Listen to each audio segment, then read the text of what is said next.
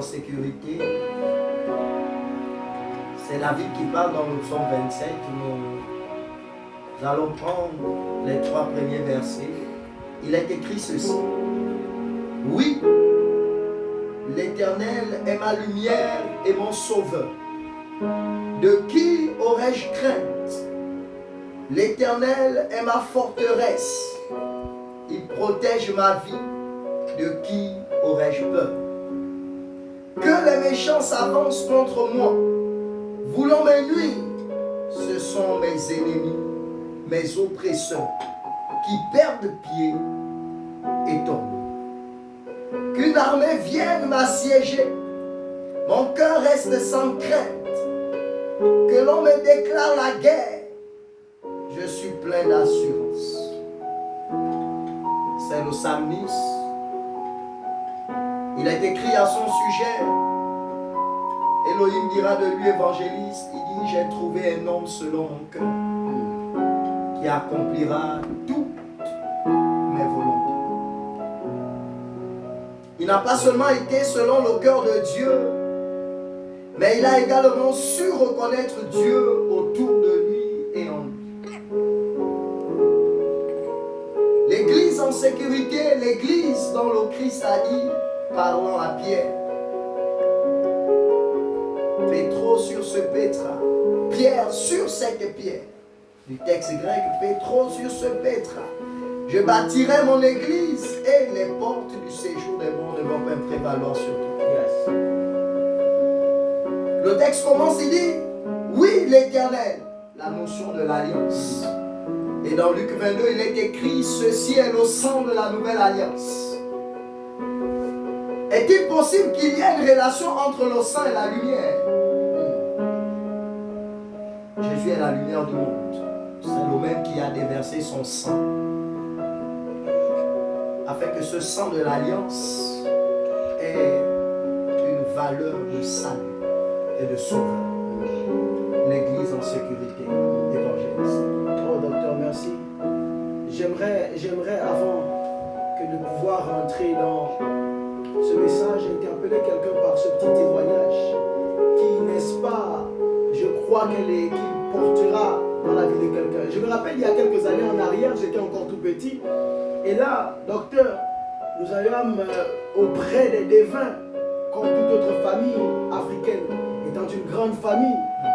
Nous avons, à cette époque-là, un ganga marabout qu'on allait souvent consulter chaque fin de mois ou encore chaque trimestre. Nous allions en famille. Et là, il se trouvait que cet homme était tellement fort et puissant aux yeux de nos pères, aux yeux de nos grands-pères, qu'il était vraiment le ganga de la famille. la sécurité de la famille. Et là, nous arrivons, n'est-ce pas, dans son lieu de confort. Il se trouve une situation, c'est qu'il a un malade. Et ce malade, il est malade mental. Mais bizarrement, étant malade mental, sa spiritualité reste dans les normes. Et ce malade mental, on nous dit que ce malade mental, on apprend que ce malade mental était celui qui cherchait le nganga.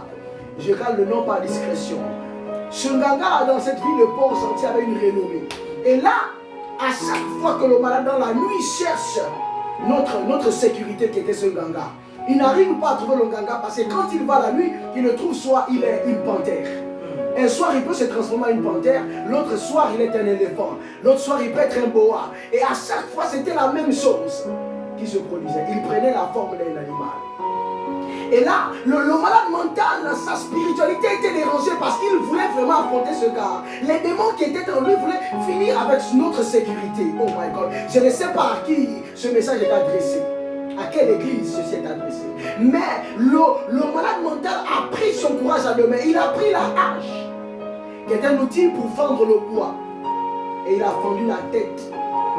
Il a frappé ça à ce nganga, à notre sécurité en plein jour, parce qu'il ne pouvait pas l'attraper la journée. Il a dit, aujourd'hui je dois t'avoir.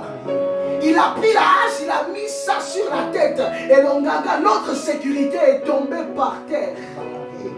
Il est tombé par terre. Et là, feu mon grand-père, à cette époque, dépourvu de tout sens et de tout courage, de tout mot, n'ayant plus de mots, était désemparé. La famille était désemparée. À qui irions-nous maintenant que nous n'avions plus de sécurité? J'aimerais dire ceci à quelqu'un. Peut-être cette histoire peut te parler. Peut-être en réalité, tu vis cette circonstance. Mais j'aimerais te dire, aucun homme sur la terre, sous la terre, encore moins dans les profondeurs de la mer, ne peut te donner la sécurité dont tu as besoin. Ne peut donner à ta famille la sécurité dont tu as besoin. Église, je parle à un corps. Et l'église que je parle la première identité. Toi le premier-né, mais qui par toi donnera, n'est-ce pas, une famille, la réconciliation des familles. Où est ta sécurité? Où est la sécurité? Quelle est ta sécurité? Qui est ta sécurité? Philippiens, le chapitre 2 peut nous dire ceci. Il est un nom au-dessus de tous les noms. Le nom qui a été élevé au-dessus du nom du Père. Et le nom de Jésus-Christ de Nazareth. Oh, en ce jour, si mon grand-père, mon grand-père, avait su que ce nganga n'était pas plus fort que Jésus, et qu'il fallait Jésus parce que Jésus, oui, il est mort. Judas l'a trahi, il est mort. On l'a flagellé, on l'a percé avec l'épée. Mais il vit. Il s'est ressuscité à la gloire de Jésus-Christ. Et dans ce texte, on va réaliser que David n'utilise que le nom l'Éternel. Yes. Je réalise que la sécurité de l'église que nous sommes réside sur notre alliance. Réside sur la présence de Dieu. Il dit dans Matthieu chapitre 28 au verset 20, je suis avec vous chaque jour jusqu'à la fin du monde. C'est également la présence constante de l'alliance. L'éternité, l'éternel. Il dit l'éternel est ma forteresse. Il protège ma vie. Lorsqu'on lit les textes historiques, la forteresse en Israël, lorsqu'ils étaient en guerre et que les soldats tombaient et qu'ils perdaient plusieurs soldats, la Bible nous dit qu'ils repartaient derrière leur forteresse. C'était des murs. La croix, le sacrifice de Christ est notre forteresse. Jean de dire qu'ils les ont vaincus. Grâce au sang de l'agneau et par la puissance de leur témoignage. La forteresse de l'église, c'est son sang. Ce sang salvateur. Ce sang protecteur. Le prophète Jérémie nous dit, maudit soit l'homme qui trouve un refuge dans l'eau. Tristesse est de constater, église, de ces temps, qu'un docteur devient ta forteresse. Un prophète devient ta forteresse, un évangéliste, un pasteur devient ta forteresse. Lorsque tu es en danger, ton premier réflexe, c'est de prendre le téléphone et d'appeler le docteur, d'appeler l'évangéliste. Abomination. Christ est ma forteresse. Christ est ta forteresse. Le sacrifice qui te donne la vie à la croix, c'est ta forteresse. Évangéliste. Les méchants s'avancent pour nuire à l'église et les ennemis et les oppresseurs. Que devait être l'attitude de l'église? Oh, l'attitude de l'église, docteur, je suis en train d'aller dans le livre de Jean, à son chapitre 6, à partir du verset 66. La Bible dit ceci: maintenant que la véritable forteresse veut tisser alliance avec son église. Là, ils sont à 120 disciples. Et la Bible va dire ceci: il donne la clé, il donne l'atout pour tisser alliance. L'Éternel veut tisser alliance avec cette église. Et la Bible peut dire ceci: ils se sont retrouvés à 12. Et ces 12, oh, le maître qui les tenait, n'est-ce pas l'antidote? Qui les tenait, c'est la formule pour pouvoir détenir la forteresse, pouvoir détenir la porte qui ouvre l'alliance, la maison, le bateau, le téléphone qui nous donne le numéro de l'alliance. Il regarde, ils ne sont qu'à 12. Et il peut poser la question de dire: vous, pourquoi vous n'êtes pas partis? Il dit, toi, tu as les paroles de la vie éternelle. J'aimerais dire ceci à une église. En réalité, si tu crois que le Christ, celui qui est mort et ressuscité, glorifié à la gloire du Père, est ta forteresse, tu dois croire maintenant qu'il a les paroles de la vie et de la vie éternelle. Toutes les paroles dont tu as besoin devant toutes les situations que tu feras face, il a ces paroles. Et je t'invite maintenant à prendre ce Jésus-là, à prendre ce Christ-là comme ta véritable forteresse. En éternité, il te sauvera, il te gardera près de lui, il trouvera solution. Oh, je t'invite maintenant à prier pour la gloire de Jésus-Christ par cette adoration.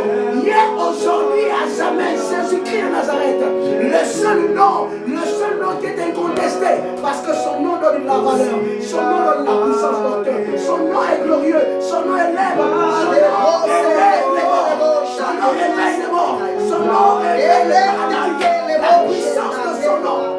La puissance de son nom. Oh, amène la détermination. Il prend un fait et l'homme fort. Il prend le fort. Il le met encore au-dessus. La Bible dit. Et la poussière retire le pauvre. Et lui finit, il relève les lisants. C'est parce que tu as pris de lui sa forteresse. Tu t'es lié à lui et non à Ganga. Il est ton Ganga. Il est ton charlatan. Il est ton médecin. Oh, nous avons histoire. Et cette dame dans les enfants, l'enfant est mort et n'avait pas de médicaments. Encore moins d'argent.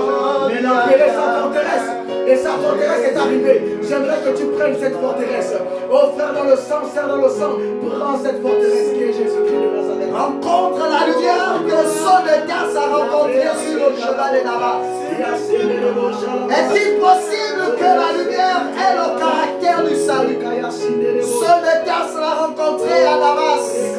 Et il a été sauvé. Le mot grec dit qu'il a été sauvé. Il a reçu le salut, la présence de Dieu. Tu es la lumière. Lorsqu'il y aura les ténèbres, toi tu vas lui